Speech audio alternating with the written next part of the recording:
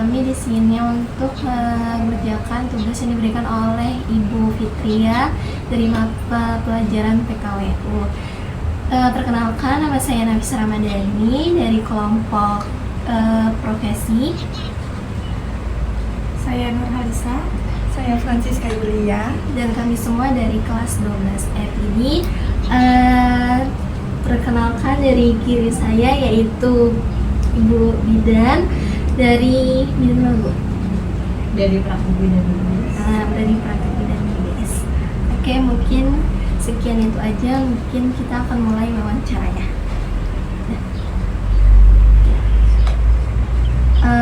Untuk pertanyaan yang pertama itu, apa yang membuat Ibu untuk tertarik memilih profesi bidan? Dari kecil sih emang cita-cita kayaknya tuh ibaratnya pekerjaan yang sangat mulia gitu, bisa membantu proses persalinan dari kehamilan, salinan sampai dia melahirkan sampai perawatan bayi. Pertanyaan kedua, bisa diceritakan bagaimana perjalanan pendidikan hingga akhirnya menjadi bidan? Pertama saya kuliah di D3 di diploma di Bunga Sada selama 3 tahun.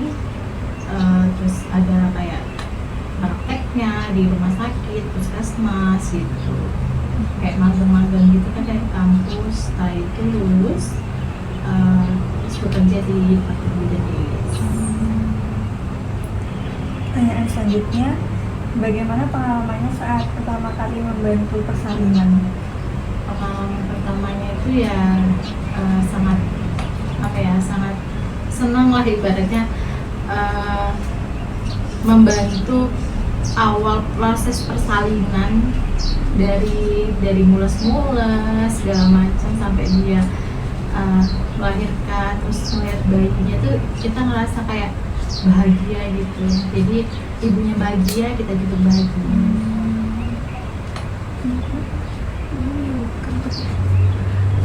Dari pertanyaan itu, apa tantangan terbesar Ibu yang sering dihadapi saat menangani ibu hamil atau proses persalinan?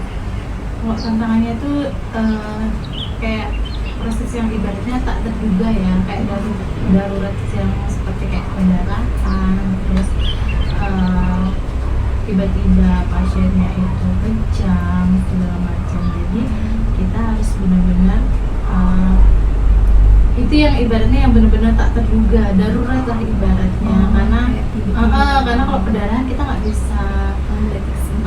bisa prediksi gitu, kecuali kalau dia memang kayak kita juga nggak kadang USG kan ada yang kelihatan, ada yang enggak gitu. Kalau kita sih masih amanannya masih bisa untuk ditolong untuk normal. Nah kalau untuk ibaratnya dia pendarahan, kita tangani dulu. Nanti kalau misalnya emang darahnya tidak berhenti, baru kita rujuk. Selanjutnya, menurut Ibu, keterampilan apa yang paling penting yang dimiliki seorang bidan selain kemampuan medis? Apa ya? Paling enggak sih ya kita bekerja dari hati lah, karena pasien itu semuanya kan punya sifat masing-masing. Jadi kita harus punya kayak hati dari hati kita sendiri lah ibaratnya, untuk supaya pasien itu kayak nyambung sama kita, terus kita bisa dia cerita. Kadang kan ada pasien yang curhat terus cerita, jadi kita jadi pendengar yang baik lah ibaratnya, di luar dari pekerjaan bidan itu sendiri. Selanjutnya, biasanya kan ada pasien yang merasa takut saat menjalani proses persalinan. Itu cara Ibu menenangkan pasiennya itu seperti apa? Pertama kita ngasih kayak dukungan moral sama pasiennya, terus bikin tenang. Terus kalau di aku biasanya kayak hypnobirthing itu kayak ibaratnya supaya pasien itu tenang. Jadi kita harus benar-benar bisa masuk si pasiennya. Jadi mood kita harus benar-benar bagus dulu nih, kita harus bisa ngelihat situasi pasien karena kan tiba-tiba namanya mules apa dia moodnya juga berubah-ubah kan, kadang bisa lebih labil emosi, jadi kita harus benar-benar tenang menghadapi pasien gitu. Jadi kita harus benar-benar bisa menaklukkan ibaratnya. Nanti setelah itu adakah pengalaman yang paling berkesan selama ibu menjadi bidan? Ada sih, banyak banget.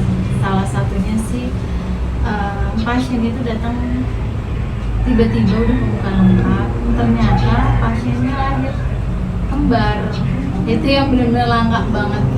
Dan alhamdulillahnya sih dua-duanya selamat. Karena juga BB-nya termasuk kecil, tapi kalau misalnya BB-nya besar mau nggak mau dirujuk gitu. Itu sih yang benar-benar langka banget. Selanjutnya pertanyaannya, bagaimana peran bidan dalam menjaga kesehatan ibu dan bayi setelah persalinan? Peran bidannya, kita bisa ibaratnya pasien itu bisa kita kasih edukasi juga setelah melahirkan kan, dia mengasi kadang setelah dia melahirkan untuk asinya dia tuh keluar, jadi kita kasih edukasi terus tata cara perawatan bayi segala macam. Selanjutnya, bagaimana cara ibu menjaga keseimbangan antara pekerjaan sebagai bidan dengan kehidupan pribadi? Bagaimana pinter-pinternya kita sih membagi waktu, kayak misalnya dinas pagi, terus itu kerjaan rumah, terus ibaratnya pinter-pinter kita aja sih. Bagi-bagi waktunya semuanya sih alhamdulillah berjalan lancar sih. Berarti ini yang terakhir ya Mbak. Apa pesan ibu untuk generasi muda khususnya yang ingin kita nih siapa tahu nanti bisa jadi terusannya untuk jadi bidan? Pesan-pesannya sih yang penting kalau ingin ibaratnya jadi bidan benar-benar jadi dari hati nurani, karena kalau nggak dari hati nurani, kalau kayaknya keren tuh gitu kan ibaratnya jadi bidan, jadi perawat segala macam kayaknya keren, tapi kalau sudah dijalani takutnya nanti akan down gitu. Jadi bener-bener nih harus bener-bener dari hati nurani gitu, karena kalau misalnya kita udah jalani tiba-tiba kok kayak gini ya, kok kayak gini ya, paling nggak kita riset dulu lah gitu. Jadi bener-bener tujuan memang kalau memang mau jadi bidan kan bener riset nih bidannya apa aja sih yang harus dilakuin, terus kita ke masyarakatnya gimana gitu. Karena kalau bidan fokusnya ke ibu hamil, ibu menyusui, terus nifasnya segala macam, sebenarnya step-stepnya tuh banyak banget gitu. Terus sampai lahiran, sampai dia imunisasi, ibunya KB segala macam. Ya sih banyak banget, apalagi kalau misalnya nanti ibaratnya ditetap di daerah itu benar kita bisa semuanya yang kayak berobat segala macam, ibaratnya kayak jadi kayak dokter bidan di bidan desa gitu.